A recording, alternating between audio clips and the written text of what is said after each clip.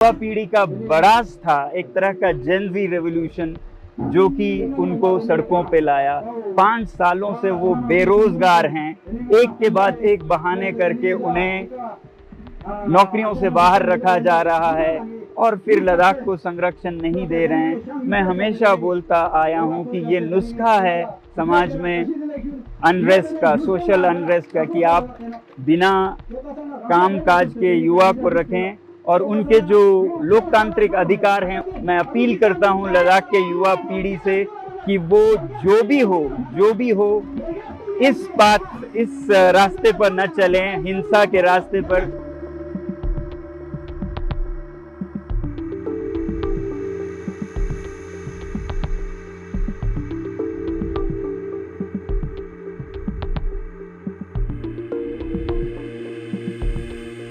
दोस्तों, आज हमारे अनशन के 15वें दिन ये बताते हुए बहुत दुख हो रहा है कि आज लेह शहर में कुछ बड़े पैमाने पर हिंसा और तोड़-फोड़ होने लगी।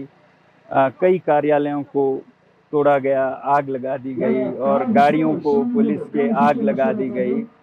इससे पहले मैं आपको ये बताऊं कि कल यहाँ पर जो 35 दिन के अनशन पे बैठे थे, उनमें से 2 लोग अस्पताल में उन्हें ले जाना पड़ा बहुत गंभीर स्थिति में।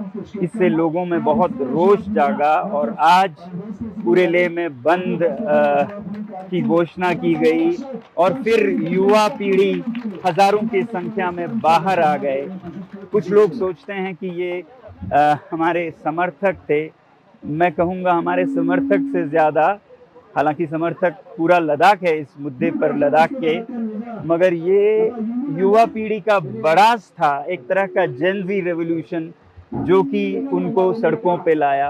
5 सालों से वो बेरोजगार हैं, एक के बाद एक बहाने करके उन्हें नौकरियों से बाहर रखा जा रहा है और फिर लद्दाख को संरक्षण नहीं दे रहे हैं। मैं हमेशा बोलता आया हूँ कि ये नुस्खा है समाज में अनरेस्ट का, सोशल अनरेस्ट का, कि आप बिना काम-काज के युवा को रखें और उनके जो लोकतांत्रिक अधिकार हैं उनको भी छीन लें ना। आज यहाँ पर कोई लोकतंत्र का मंच नहीं है और 6वां शेड्यूल जिसकी घोषणा की थी, वचन दिया था, वो भी नहीं माना गया।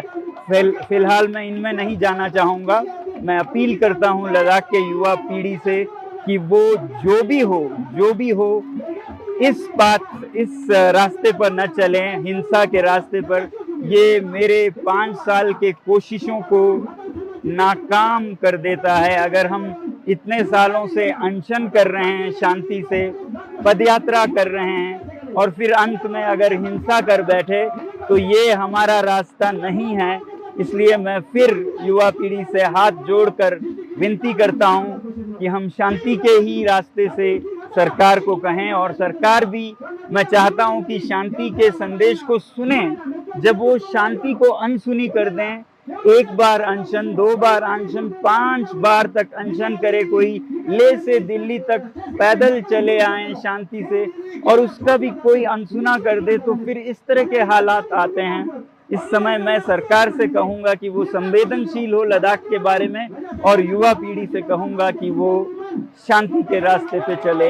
मैं पूरे देश से ये बताना चाहता हूँ कि ये रास्ता मेरा दिखाया हुआ नहीं है, ये उनके बड़ास का एक परिणाम है, मगर ये बड़ास निकालने का समय नहीं है। शांति से, ठंडे दिमाग से सरकार के साथ वार्तालाप करने का समय है। आज बस इतना ही, अभी बस इतना ही। बहुत बहुत धन्यवाद। जय हिंद।